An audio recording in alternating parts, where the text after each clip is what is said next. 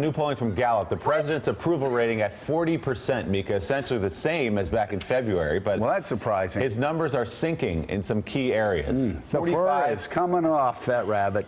45% of respondents think the president keeps his promises.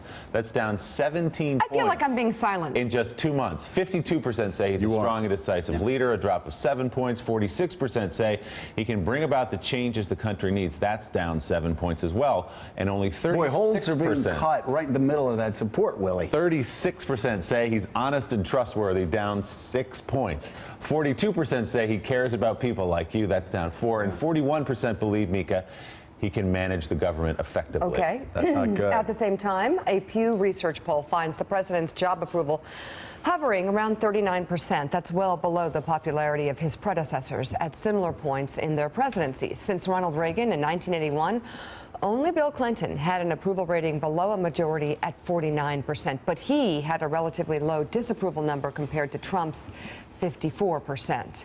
Okay, look at those numbers. Let's put them up. If you're driving in the car right now, a lot of people watching the car. Reagan is 67 approval, 18 disapprove. Bush 89, 56, 22.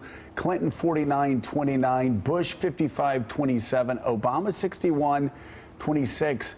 Mike Barnicle, Donald Trump 39 approve, 54 disapprove. This is historic. And after this past week, you would expect it to get a little better. Right now, it's not. I do believe we came to the proper conclusion, the right conclusion in the first hour. He has exhausted his supporters and swing voters. Yeah, I don't think there's any doubt about that. I mean, you pick it up anecdotally and just talking to people, the level of exhaustion among them. And part of it might be, Bob Costa, you get the sense out in the country that it's his constant referencing to the last election, that he inherited a disaster, that the country's a mess. And instead of stepping forward and putting the country forward, he keeps referencing the past. There's this electricity among Democrats, for sure, Mike, that I'm picking up here in the Atlanta suburbs. And there's also a disappointment that's pervasive among many core Republican voters, disappointment with the failure on health care. They're skeptical about whether it can be revived in the coming weeks and months. And if you're a Republican, according to the voters I've met with over the last 24 hours, they just wonder, where is this administration going in terms of legislation and the sweeping change that President Trump promised on the campaign trail? Whereas Democrats, who seem pretty disorganized in enclaves like Chamblee and Brookhaven that I've been poking around, they now seem to have their act together. Carol Lee, part of it also, part of this exhaustion has to do with the flip-flops, not figuring out where he is. You had an extraordinary interview with him where he flip-flopped on NATO. He flip-flopped on his health care reform. He's coming right back at it, which was a stunning flip-flop. China, once a currency manipulator, now not a currency manipulator, now a good partner. Janet Yellen was bad. Now, yeah, you had to be sitting in there not believing what you were hearing, and the guy's flip-flopping so much. That, too, is exhausting. Yes, my for notebook supporters. was filled with stars next to things he needed to get out immediately. He also, talked about the dollar and Janet Yellen. This, to me, is the big problem that he has, is the lack of confidence that he's going to do what he says he's going to do. That if that narrative really starts to build, that's going to be an increasing problem for him. And what you're seeing is he's flipping on positions like NATO and China and currency manipulation and those things. And that's one set, and that's created a narrative. But then he is not, even areas where he's not flipping, he's not actually getting things done. And so that creates a perception that he's ineffective. So he's not necessarily, flipping on wanting to build the wall. He said that's going to get done, but it might not. And there's real questions about the funding and all that. So it's a number of ways in which he's not getting traction on his agenda.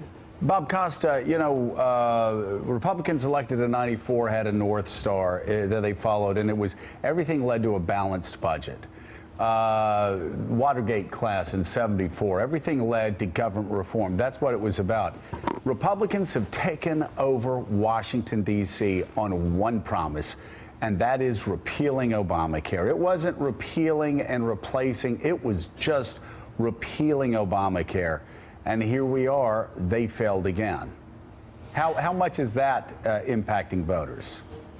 That's a good insight, Joe. It's really interesting to be here in Atlanta because if you think about it, in '94, who led that revolution, that ideological compass, was Newt Gingrich. This was his district here in the Atlanta suburbs. And you look at districts like the one I'm in, the 6th in Georgia. You look at districts around the country, maybe even yours in the Panhandle, and you had a movement conservatism that guided Republicans. It's been the lodestar for Republicans in places like Atlanta suburbs for a long time, and these districts that Republicans need to win. But in the Trump era, when you talk to Republican voters and you look at this crowded field here of 11 candidates scrambling on the Republican side, you don't have that ideology at the center. It's not about purity. It's not really about a certain agenda or set of principles. It's everyone is unsure, it seems, in the field about what it means to be a Republican. That's the overriding question in the Trump era, it seems, at least at this point. Without an ideological blueprint, everyone's just trying to look out about what the makeup that actually works. What's that formula that works?